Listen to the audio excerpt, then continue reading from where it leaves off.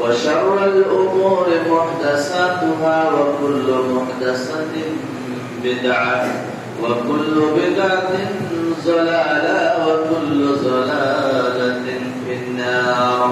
وأعوذ بالله من الشيطان الرجيم. بسم الله الرحمن الرحيم. وأنفقوا مما رزقناكم من قبل أن يأتي أحدكم الموت ويقول ربي لولا أخرتني إلى أجل قريب فأصدق وأكن من الصالحين. উপস্থিত শ্রদ্ধেয় সম্মানিত আজকের জুমার মুসাল্লিগণ, সর্বাগ্রে আমরা সে মহান করুণাময় রব্বুল আলামিনের প্রশংসা, তিনার হামদুসালাম, তিনার তারিফ করি, যিনি আমাদেরকে সমস্ত রকমের কাজ কর্ম ছেড়ে দিয়ে আমরা ইবাদতের উদ্দেশ্যে মসজিদের মধ্যে উপস্থিত হতে পেরেছি, তাই সকলে বলে আলহামদুলিল্লাহ। তারপরে আমাদের ধর্মের গুরু, ধর্মের নেতা, সর্বকালের সর্বযুগের সর্বশ্রেষ্ঠ মহামানব জনাবে মুহাম্মদুর রাসূলুল্লাহ সকলে বলি সাল্লাল্লাহু আলাইহি ওয়াসাল্লাম, তিনার প্রতি সহস্র শান্তির ধারা বর্ষিত হোক। আল্লাহুম্মা সাল্লি আলাইহি ওয়া সাল্লিম বারিক আলাইহি। আমি আপনাদের সম্মুখে পবিত্র কালামুল্লাহ থেকে, কুরআনুল কারীম থেকে একটি আয়াত তেলাওয়াত করেছি। সেই আয়াতকে কেন্দ্র করে আমি আমার সংক্ষিপ্ত তথ্যবল বিবরণ তুলে দেওয়ার চেষ্টা করিব ইনশাআল্লাহুল আজিজ। আমার তৌফিক ইল্লা বিল্লাহ, আলাইহি তাওয়াক্কালতু ওয়া ইলাইহি উনীব। সে বিষয়, সে টপিক হচ্ছে আল্লাহর রাস্তায় দানকারী। যে আল্লাহর রাস্তায় মানুষ যদি দান করে তার কি উপকার রয়েছে, সওয়াব আছে কি নেই, সে বিষয়ের উপর এবং তার ফজিলতের উপরে কিছু তথ্যবলের বিবরণ তুলে দেওয়ার চেষ্টা করিব ইনশাআল্লাহ আজিজ। আমার তৌফিক ইল্লা বিল্লাহ। বিষয়টা হচ্ছে, আমরা জানি যে কোরআন এবং সুন্নাহ, কোরআন এবং হাদিস থেকে প্রতীয়মান যে আমাদের উপরে আল্লাহ তাআলা যে বিধান আমাদের উপরে রয়েছে, সেই বিধান অনুযায়ী দেখা যাচ্ছে দান, খয়রাত, সাদকা এটাও একটা ইবাদতের মধ্যে গণ্য। কিন্তু এখানে বিষয় রয়েছে কি, একটা বিষয়, যেই ব্যক্তি দান করবে, যেই ব্যক্তি আল্লাহর রাস্তায় খরচ করবে, সেই ব্যক্তি যেন আল্লাহর সন্তুষ্টির উদ্দেশ্যে যেন হয়,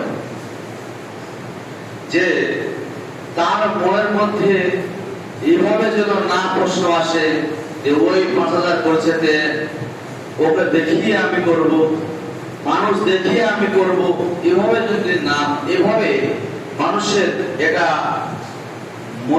মনের মধ্যে কোনো এভাবে অনুশোচনা, মনের মধ্যে কোনো এভাবে মানুষ দেখানো কাজ, দান খয়রাত করতে বলা হয়, করতে না করতে বলা হয়েছে। তাহলে যে আল্লাহ তাআলা আমাদেরকে দান খয়রাত করতে বলেছেন, এর পিছনে নেকি রয়েছে, সওয়াব রয়েছে। দানের শাব্দিক অর্থ হচ্ছে কোনো মানুষকে বা কোনো মসজিদ, মাদ্রাসা, এতিম, ফকির, মিসকিনকে কিছু দেওয়া, হস্তান্তর করা, এক হাতে অন্য হাতে অন্যজনকে দেওয়া। এর আরবির দিক দিয়ে বলা হচ্ছে সাদকা, ১ নাম্বার। ২ নাম্বার ইনফাক, ৩ নাম্বার বলা হচ্ছে আতিয়া, ৪ নাম্বার বলা হচ্ছে হিবা, ৫ নাম্বার বলা হচ্ছে হাদিয়া। এভাবে করে আরবিতে নামগুলো ধারাবাহিক ভাবে এসেছে। তো সব দিক থেকে এই যে হেবা করা, আপনি কাউকে দান করলেন হেবা, আপনি সাদকা করলেন, দান করলেন, ওটাও দান। আপনি কেবল হাদিয়া দিলেন। হাদিয়া সম্পর্কে পরে বলবো। হাদিয়া হচ্ছে মানে গরিব মিসকিন বাদ দিয়ে আপনি তো ধনসম্পন্ন ব্যক্তিকেও দিতে পারেন। হাদিয়াকে বলা হচ্ছে উপহার, গিফট। হাদিয়া এবং দানের মধ্যে পার্থক্য রয়েছে। আপনি কোন মানুষকে, সে সচল ব্যক্তি, সে বড় ধনী ধনাত্মক ব্যক্তি, তাকে আপনি কোন জিনিস দান করলেন, দিলেন, সেটা আপনি হাদিয়া দিলেন। আর অসচল ব্যক্তি, যারা চলতে পারে না, ফিরতে পারে না, তাদেরকে যদি কিছু দান করেন, গরিবের, তার মধ্যে গরিবই রয়েছে, সেটা আপনি দান করলেন, সেটা আল্লাহ সন্তুষ্টির জন্য সেটাকে দান করলেন। তো হাদিয়া, হেবা, তা এগুলোকে বলা হচ্ছে, সমস্ত রকমের দিক দিয়ে বলা হচ্ছে যে এটা হচ্ছে দান।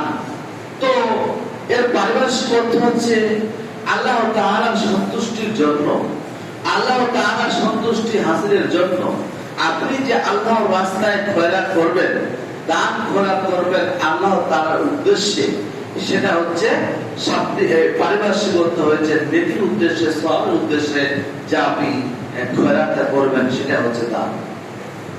তাহলে শাব্দিক এবং পারিভাষিক অর্থ দিক দিয়ে দাঁড়ালো যে দান করলে নেকি রয়েছে, দান করলে নেকি রয়েছে। সাদকা, এটাকে ইনফাক, আপনি নাফাকা, ইয়ানফিকু, এর শব্দের অর্থ হচ্ছে খরচ করা, খরচ করা। আপনি পরিবারের পিছনে খরচ করবেন, না আপনি আল্লাহর রাস্তায় খরচ করবেন, না আপনার সন্তান সন্ততির রাস্তায়, জমি জায়গার রাস্তায় খরচ করবেন। এই যে খরচ, একে খরচও বলা হচ্ছে, খরচ। তো সাদকা, সাদকা যে শব্দের অর্থ হচ্ছে দান। আমাদের মধ্যে একটা জিনিস ভুল ধারণা হয়ে থাকে, ধারণা জন্মে আছে আমাদের বর্তমান সমাজে। সাদকা করলে নাকি জানের বদলে দান, মানুষের একটা কোঠা। কিন্তু সাদকা শব্দের অর্থ হচ্ছে দান করা।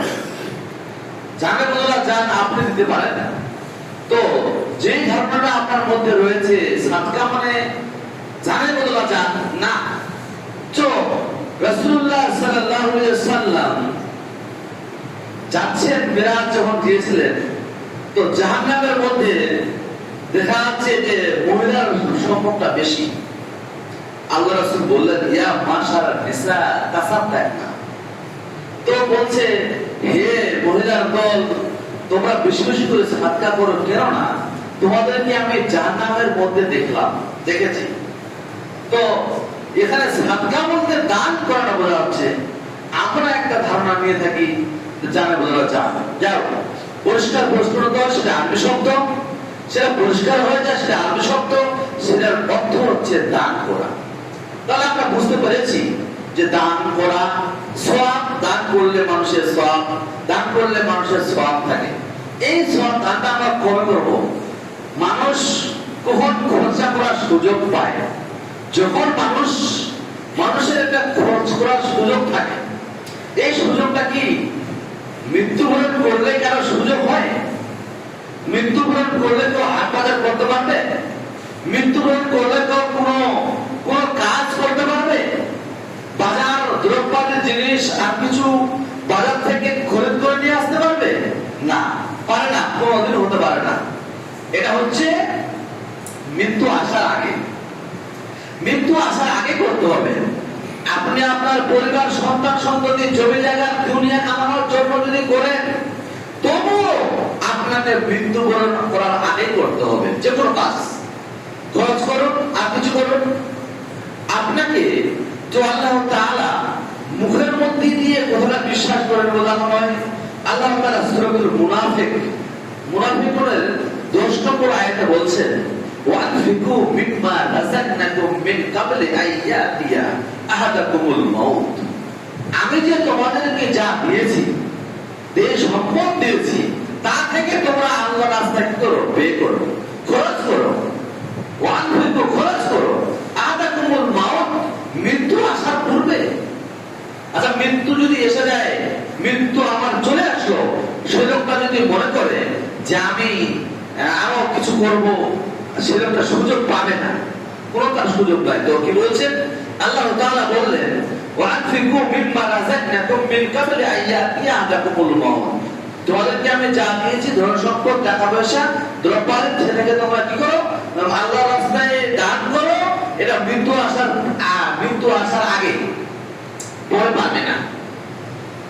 ফায়াকুল রাব্বি লাউলা আখারতানি, যদি মৃত্যু আসার আগে না করো তো ফায়াকুল বলবে সেদিন, এমনটা দিন আসবে সেদিন বলবে ফায়াকুল রাব্বি লাউলা আখারতানি ইলা আজালিন কারীম, আমাকে আল্লাহ তাআলা কেন আর সুযোগ দিলেন না, আমাকে যদি আরো সুযোগ দেওয়া হতো ফাসাদাকা ওয়া আকুম মিনাস সালিহিন, আমি কি করলাম, সাদকা করতাম। চলে আসলো আয়াতটা, সাদকা করতাম।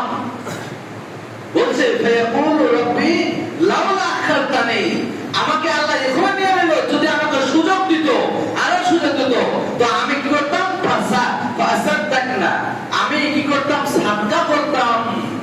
অকুন মিনাস সালিহিন, এবং আমি নেক পরেজগার এবং খোদাভীরু মানে মুত্তাকি পরেজগার লোকদের সঙ্গে আমি অন্তর্ভুক্ত হতাম।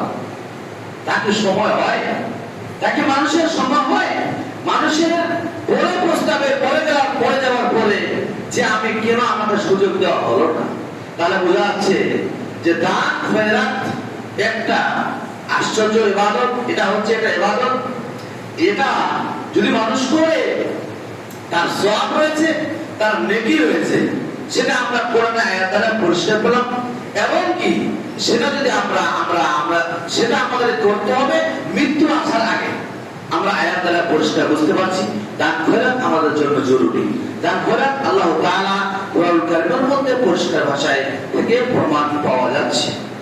তাহলে এই যে দান করলে কি হয়, একটা হাদিস দিয়েছি, রাসূলুল্লাহ সাল্লাল্লাহু আলাইহি ওয়াসাল্লাম মধ্যে বলছেন, আন আবি হুরায়রা রাদিয়াল্লাহু তাআলা আনহু قال قال رسول الله صلى الله عليه وسلم سبعة يجلهم الله في ظله يوم لا ظل إلا ظله إمام عادل وشاب نشأ في عبادة الله। হাদিসটা এসেছে আবু হুরায়রা রাদিয়াল্লাহু তাআলা আনহু থেকে বর্ণিত, রাসূলুল্লাহ সাল্লাল্লাহু আলাইহি ওয়াসাল্লাম বলেছেন, মানুষ সাত শ্রেণীর মানুষকে আল্লাহ তাআলা মহান করুণাময় রব্বুল আলামিন তাদেরকে আরশের ছায়ার স্থলে রাখবেন। আরশ ছায়ার স্থলে যেদিন কিয়ামত হবে, যে সময় হবে, সে সময় কোনো ছায়া থাকবে না, সেই আল্লাহর ছায়া ছাড়া, সে আরশের ছায়া ছাড়া। বুখারী হাদিসে প্রমাণ করেছে, তাহলে সেই আরশের ছায়া ছাড়া কোনো ছায়া থাকবে না, সেই ছায়া ব্যতীত তো সাত শ্রেণীর লোকেরা সেই ছায়ার মধ্যে থাকবে, আল্লাহ তাআলা তাদেরকে রাখবেন। তারা সাত শ্রেণীর লোকটা কারা? ইমামুন আদিলুন। ইমামুন আদিল হচ্ছে ন্যায়পরায়ণ শাসক, ন্যায়পরায়ণ ব্যক্তি, যাদেরকে আপনি আহ্বান করলেন, ডাকলেন যে আমার মধ্যে একটা বিবাদ হয়েছে, সেই বিবাদে আপনাকে ডাকা হলো, আপনি এর বিচারটা সুষ্ঠুভাবে করে দিন। এভাবে করে ওকে বলা হচ্ছে ইমামুন আদিলুন। সুষ্ঠুভাবে যদি বিচার করে, সঠিক শুনে তো ঠিক আছে, না যদি কোরআনটা তাহলে নিয়ে সে ন্যায়পরায়ণ ব্যক্তি নয়, সে ইমামুন আদিল নয়, সে ন্যায়পরায়ণ ব্যক্তি নয়, ন্যায়পরায়ণ শাসক নয়। তাহলে বোঝা গেল ওদিকে সাতটা বিষয়ের আলোচনা করতে গেলে টাইম লাগবে। সাত শ্রেণীর লোক আমি বলে দিচ্ছি শুরু করি। সাত শ্রেণীর লোক যে আল্লাহ তাআলা আরশ লাগবে, তার মধ্যে ইমামুল আদিল এক নাম্বার হচ্ছে যে ন্যায়পরায়ণ ব্যক্তি, দুই নাম্বার হচ্ছে ওয়াশাবুন নাশা ফি ইবাদাতিল্লাহ। ওই যুবক, যে যুবক কি করে, যে যুবক মানে তার যৌবনকালে তার ইবাদতের কাটায়, যৌবনকালে সালাত করবে, যৌবনকালে যাকাত দিবে, যৌবনকালে অন্যান্য ইবাদতগুলো করবে, সেই ইবাদতগুলো পাই টু পাই আল্লাহর রাস্তায় কবুল হবে এবং কি রুকু সিজদা সম্পূর্ণ হবে। ওয়াশাবুন নাশা ফি, তো যৌবনকালটা খুব গুরুত্বপূর্ণ বিষয়। ওই ব্যক্তি আরশের ছায়া বলে সাওয়াব পাবে। আজকে যৌবনকাল যারা যুবক নিয়ম জেনারেশন, তারা আজকে দোকানে মারিয়ে যদি ঘুরে বেড়ায়, কোন মসজিদ দিয়ে কোনো লক্ষ্য নেই, সালাতের কোনো দিক নেই। তাহলে তাহলে বলা হচ্ছে ওই যুবক যে যুবক নেপড়ায়, ওই যুবক যে যুবক তার যৌবনকালে সে ইবাদতে কাটিয়েছে। 3 নাম্বার, ওই ব্যক্তি যে শহরে ফজরের সালাত পড়েছে, পড়ার পর আসর মোহন হবে, তার একটা মসজিদের মধ্যে তার অন্তরটা ঝুলে আছে, ওই ব্যক্তি আসর ছেড়ে দেওয়া হবে। 3 নম্বর চলে গেল। 4 নম্বর, ওই ব্যক্তি যে ব্যক্তি দুজনকে ভালোবাসেছে, দুজনের সঙ্গে দোস্তায় বসেছে আল্লাহর ওয়াস্তে, আল্লাহর রাস্তায়, একে ওকে ধ্বংস করার জন্য নয়, আল্লাহর ওয়াস্তে কি করেছে, মুহাম্মদের সহিত দোস্তায় বসেছে, ভালোবাসার সহিত, সেই লোক পাবে। 5 নাম্বার হচ্ছে এমন ব্যক্তি যে ব্যক্তি আল্লাহ তাআলা, ওই ব্যক্তি আল্লাহ তাআলা নির্জনে আল্লাহ তাআলাকে ডাকেন, রাত্রির সময় ঘুমিয়ে আছে, কেউ দেখতে পাচ্ছে না, নির্জনে খালেস অন্তর থেকে ওই লোকটা আল্লাহ ডাকছে আল্লাহর রাস্তাকে। 5 নাম্বার চলে গেল। 6 নাম্বার হচ্ছে এমন একজন মহিলা, তার যৌবনকাল রয়েছে, তার যৌবন রয়েছে, সেই মহিলাকে অন্য মানুষকে আকৃষ্ট করার জন্য ডাকছে, হাতছানি দিচ্ছে, আসো কুকর্ম কাজে লিপ্ত হওয়ার জন্য, জেনায় লিপ্ত হওয়ার জন্য আহ্বান করছে ওই মহিলা, ওই পতিতালয়ের মহিলা। সেই মহিলার কে ডাকার বলছে ইন্নী আখাফুল্লাহ, আমি আল্লাহকে ভয় করি, এই কথা বলে সেখান থেকে এড়িয়ে আসে। 5 নাম্বার। 6 নম্বর গেল। 7 নম্বর হচ্ছে ওই ব্যক্তি যে ব্যক্তি এই ডান হাতটা দিয়ে দান করলো, বাম হাত টের পেল না, বাম হাত খোঁজ পেল না। এই 7 জন ব্যক্তি আল্লাহ তাআলা কিয়ামতের দিনে আরশের ছায়া ছাড়া কোনো ছায়া থাকবে না, সেই 7 ব্যক্তিকে মহান আল্লাহ তাআলা এই আরশের ছায়ার তলে, এই 7 শ্রেণীর লোককে তিনি সেখানে রাখবেন। অন্তরে অন্তরস্থল থেকে বলুন, আপনি কি তার মধ্যে আছেন? আপনি কি সেই মধ্যে তার মধ্যে আছেন? যদি না থাকেন তাহলে আপনি সেটা ব্যবস্থা করুন, কিভাবে চলতে হবে, কিভাবে ফিরতে হবে, কিভাবে আমল করতে হবে, আপনি সেদিকে যান। আমার বলার উদ্দেশ্য হচ্ছে এটাই। হাদিসটা খুব লম্বা ব্যাখ্যা করতে গেলে অনেক টাইম লাগবে। বলছিলাম যে 7 নম্বর যে পয়েন্টটা বলা হলো যে মানুষ যদি দান করে, মানুষ যদি খয়রাত করে, তো আল্লাহ তাআলা তাকে কি করবে? আরশের ছায়া ধরে রাখবে। এটাই কথা, আরশের ছায়া ধরে ইসলাম দিবে। তাহলে আমরা জানতে পারলাম যে আল্লাহ তাআলা, আমরা যদি আল্লাহর রাস্তায় দান করি তাহলে দানের যে কিছু ফজিলত রয়েছে সেই বিষয়ে আলোচনা হালকা ফুলকা ভাবে, যে আল্লাহ তাআলা আমাদের দান যদি মানুষ করে তার মধ্যে 10টি ফজিলত রয়েছে। সেই ফজিলত কি হচ্ছে? দান করলে আল্লাহ তাআলা সওয়াব দিবেন, আমরা জানি বা জেনেছি।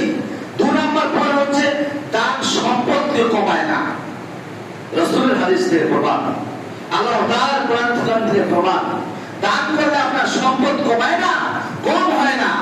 3 নাম্বার, দানকারীর জন্য উত্তম প্রতিদান রয়েছে, মানে দানকারীর জন্য উত্তম প্রতিদান রয়েছে, জান্নাত রয়েছে। তার একটা হাদিস রাসূলুল্লাহ সাল্লাল্লাহু আলাইহি ওয়াসাল্লাম বলেন, তোমরা জোড়া জোড়া দান করো, দান করো জোড়া জোড়া। জোড়া দিতে বলে, জোড়া হচ্ছে ওকে বলা হচ্ছে, দুটো জিনিসকে আমরা জোড়া বলি। যে মানুষ যদি দান করে জোড়া জোড়াতে নেকি রয়েছে। আল্লাহ তাআলা কিয়ামতের দিনে যে জান্নাতের 8টি দরজা, যারা দান করেছে ওই সমস্ত লোকদেরকে আহ্বান করা হবে একটা দরজা দিয়ে, হাত ছাড়া দরজা, সেটা হচ্ছে দানকারীর দরজা। তাহলে আমরা বুঝতে পারছি দান করলে আপনি উত্তম প্রদান পাবেন। উত্তম প্রদান কি? আপনার জান্নাত পেয়ে যাবেন। 4 নাম্বার, দান করলে জান্নাতের পথ সহায়ক, জান্নাতের পথ প্রদর্শক হয়ে যাবে।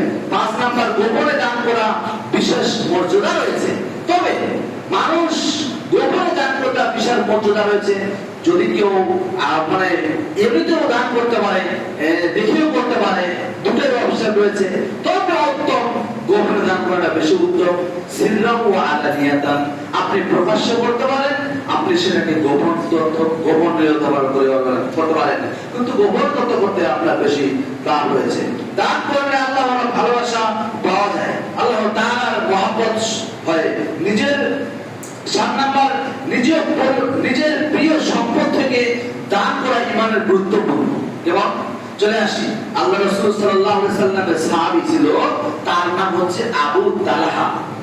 আবু তালহা যখন আল্লাহ রাসূল সাল্লাল্লাহু আলাইহি সাল্লামের উপরে একটি কোরআনের আয়াত নাযিল হয়, সেটা হচ্ছে লান তানালুল বিররা হাত্তা তুনফিকু মিম্মা তুহিব্বুন, তোমরা ততক্ষণ পর্যন্ত পূর্ণাঙ্গ মুমিন হতে পারবে না, ঈমানদার হতে পারবে না, যতক্ষণ পর্যন্ত নিজের প্রিয় জিনিসকে আল্লাহর রাস্তায় না খরচ করো। যখন এই আয়াত আবু তালহা শুনেছিল, তার একটা বাইরুহা নামের একটা খেজুরের বাগান ছিল। সেই ঘটনা বলতে গেলে অনেক টাইম লেগে যাবে, সংক্ষিপ্ত দৃষ্টান্ত আপনারা টাচ করে যাচ্ছি। তো বাইরুহা বাগানটা আল্লাহর রাস্তায় যখনই আল্লাহ লান তানালুল বিররা হাত্তা তুনফিকু মিম্মা তুহিব্বুন আয়াত নাযিল হয়, রাসূলের কাছে ছুটে এসে বলছে, ইয়া রাসূলুল্লাহ, যে আয়াতটা নাযিল হয়েছে যে আমি যে আজকে আমার যে একটা বাগান রয়েছে, সেই বাগান কোটি কোটি মূল্য, সেই বাগানকে আমি এই আয়াতটা শুনে আমি থাকতে পারলাম না, এর দান, এই বাইরুহার বাগানটাকে আমি আপনাকে দিয়ে দিলাম, দান করে দিলাম, আল্লাহর রাস্তায় আপনাকে দান করে দিলাম। এই আবু তালহা তাহলে বোঝা যাচ্ছে যে দান করার প্রিয় জিনিস তিনি দান করেছেন। ৮ নম্বর, দান কিয়ামতের দিনের জন্য সঞ্চয়। কিয়ামতের দিন আপনাকে দান বাঁচাবে, আপনাকে সেটাকে বাঁচাবে, আপনি সেটাকে নিয়ে আপনি ভালো জায়গায় কেউ জান্নাতে প্রবেশ করতে পারবেন। ৯ নম্বর, দান করার সময় ঘোড়া দেওয়া যাবে না। ঘোড়া কাকে বলে? চলে আসছে এখানে আয়াত রয়েছে, আল্লাহ তাআলা সূরা বাকারা 264 নম্বর আয়াতে বলেছেন, সেখানে বলেছেন কি যে ইয়া আইয়ুহাল্লাযীনা আমানু সাদাকাতুকুম বিল মান্নি ওয়াল আযা। আল্লাহ তাআলা কোরআন কারীমের মধ্যে সূরা বাকারার 264 নম্বর আয়াতে বলেছেন, হে ঈমানদাররা, তোমরা দান করে মানুষকে কষ্ট দিও না, তোমরা দান সাদকা করে খয়রাত করে মানুষকে কষ্ট দিও না। এবার কেমন কথা? আমি দান করব, আপনাকে কষ্ট দেব কেন? তো আল্লাহ এখানে বলে দিয়েছেন যে ঈমানদাররা তোমরা দান করে মানুষের কষ্ট দিও না। যদি দান করে কষ্ট দাও তো কি হবে? যেমন ধরে নাও, আল্লাহ তাআলা উদাহরণ দিয়ে বলছেন, দান করে কষ্ট দেয় কারা? দান করে খোটা দেয় কারা? যারা আল্লাহ এবং আল্লাহ রাসূলের প্রতি বিশ্বাস রাখে না। এমনকি সেখানে উদাহরণ নিয়ে এসেছেন, আল্লাহ তাআলা উদাহরণ দিচ্ছেন যে ধরেন কোনো মানুষ, একটা পাথর রয়েছে, সেই পাথরের মধ্যে সেখানে পাথরটাতে মাটি রয়েছে, আর সেই পাথরের মাটি রয়েছে, মসৃণ পাথরের মাটি রয়েছে, আর আল্লাহ তাআলার আদেশে যদি ঝরঝর করে মুষলধারে বৃষ্টি হয়, তো পানি আসলে, বৃষ্টি পড়লে পাথরের উপর মাটি থাকবে? পাথরের উপর মাটি হালকা হাগিস কোনদিন থাকতে পারে না। মাটি একটা করে ছিল, সেই মুষলধারে বৃষ্টি আসলো, আসার পর মাটি থাকতে পারে না, মাটি সরে যাবে, পাথরটি পড়ে থাকবে। অনুরূপ ভাবে আপনি দান করলেন, দান করার পর খোঁটা দিলেন, খোঁটা দেওয়ার পর খোঁটা দিলে আপনাকে যেভাবে করে আপনার পাথরের উপরে মাটিটা থাকতে পারে না, আপনার ধরনের ওটা দান ছিল, পাথরটার উপরে কিন্তু পানি আসার কারণে মাটিটা কেটে পাথরটা পড়ে আছে, ঝরঝর করে দেখা যাচ্ছে। অনুরূপ ভাবে আপনি দান করার পরে খোঁটা দিলে, কষ্ট দিলে, আঘাত দিলে মানুষকে, তাহলে আপনার নেকি থাকতে পারে না, আপনার নেকি থাকতে পারে না, আপনার নেকি দেরি হয়ে যাবে, আপনার নেকি শেষ হয়ে যাবে। যে আপনি দান করেন, আজকে খোঁটা দিলেন, কি বলছেন? আরে আমি না দিলে চলতে পারছি না, আমি না দিলে তো মসজিদের টাইম হতো না, আমি না দিলে তো অমুক জিনিসটা হতো না, আমি একটা 100 টাকা দান করেছি তো 50 দিন বলছে, আমি এখানে 50 টাকা দান করেছি তো 100 দিন বলে বেড়াচ্ছে। এগুলো হচ্ছে খোঁটা। এই সমস্ত খোঁটা দেওয়া, এই সমস্ত খোঁটা দিলে পাথরের উপর যেমন পানি থাকতে পারে না, অনুরূপ আপনার দাম থাকতে পারে না, ক্লিয়ার হয়ে যাবে। আমরা আয়াত দ্বারা বুঝতে পারছি যে আল্লাহ তাআলা বলছেন, ঈমানদাররা তোমরা যে দান করবে, দান করে তোমাদের সাদকাকে, দানকে, খয়রাতকে নষ্ট করো না। মানে নষ্ট এখানে বলা হচ্ছে যে খোঁটা দেওয়া, কষ্ট দেওয়া, আঘাত দেওয়া। আমরা আয়াত দ্বারা পরিষ্কার বুঝতে পারছি যে দান করলে খোঁটা দেওয়া, উত্তরা কিছু বলা, সেটাকে ঠিক নয়। দান করে দিয়েছেন, আল্লাহর রাস্তায় দান করেছেন, হয়ে গেছে, কোনো সমস্যা নেই। আল্লাহ তাআলা আপনাকে উত্তম প্রয়োজন সেটাকে দিয়ে দিবে। 10 নম্বর আপনার ফজিলত হচ্ছে যে আল্লাহ তাআলা ওয়াজতে দান করবেন আপনার নিয়ত পরিপূর্ণ। নিয়তের গুরুত্বপূর্ণ, নিয়তের গুরুত্ব আপনার জন্য একান্ত প্রয়োজন। আল্লাহ পাক নবী আকরাম সাল্লাল্লাহু আলাইহি সাল্লাম বলেছেন, ইন্নামাল আ'মালু বিন্নিয়াত। প্রত্যেকটা কাজের দারোগান, প্রত্যেকটা কাজের আপনার নিয়তের উপর নির্ভরশীল করে। প্রত্যেকটা কাজ আপনি কি উদ্দেশ্যে দান করছেন, নিয়ত আপনার পাকাপোক্ত থাকতে হবে। তবে দান আমরা বুঝতে পারলাম যে দান আমাদের জন্য খুব ভালো এবং সেটাকে নিয়ে আমরা জান্নাতের মধ্যে খুব আরামদায়ক জান্নাতের মধ্যে আমরা প্রবেশ করতে পারি এবং আমাদের সেটা ইবাদতের মধ্যে গণ্য হবে। আল্লাহ পাক রব্বুল আলামিন আমাদের জন্য সঠিক বুঝার তৌফিক দান করে এবং আমরা যেন আজকে বেশি বেশি করে দান সাদকা খয়রাত করতে পারি। আল্লাহ পাক রব্বুল আলামিন যেন আমাদেরকে তৌফিক দান করে। আমাদের আজকে ধন সম্পদ, টাকা পয়সা মানুষ রোজগার করে ইনকাম করেছে, কিন্তু মানুষ দান করার দিক দিয়ে নেই। মানুষ সাধারণ মসজিদ মাদ্রাসা, গরিব মিসকিন এদের হোক আজকে মানুষ খেয়ে নিচ্ছে, সেটাতে কোনো যায় আসে না। মানুষ বুঝতেই পারছে না কোনটা খেলাম সাদকা, কোনটা খেলাম যাকাত, কোনটা খেলাম ওসর, কোনটা কিছু, সমস্ত কিছু খেয়ে নিয়ে নিচ্ছে। কিন্তু পুঙ্খানুপুঙ্খ ভাবে যদি আমরা বের করি তাহলে আমাদের মাদ্রাসা, মসজিদ, ফকির মিসকিন তারা আজকে গরিব ভোকা তা থাকবে না। তাহলে আমাদের উচিত হবে যে এই দানের খুব গুরুত্বপূর্ণ বিষয়, সেই বিষয়ের উপর নজর দেওয়া, রক্ষণ করা। আল্লাহ তাআলা যেন আমাদেরকে বুঝার তৌফিক দান করে। সকলে বলুন আমিন। আল্লাহুম্মা